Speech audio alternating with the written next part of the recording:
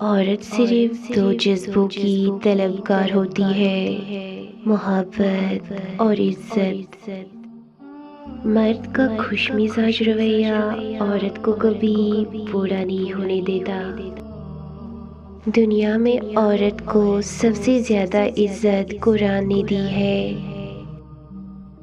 جس طرح مردوں کو باحیا عورتیں اچھی لگتی ہے، اسی طرح عورتوں کو بھی باکردار مرد ہی اچھے لگتے ہیں۔ عورت کا دل وقت اور زمانے کے ساتھ تبدیل نہیں ہوتا۔ آدمی پہلے عورت کو ستا ستا کر نیم پاگل کر دیتے ہیں اور پھر کہتے ہیں کہ ہمارا ایسی ذہنی مریضہ کے ساتھ گزارا نہیں۔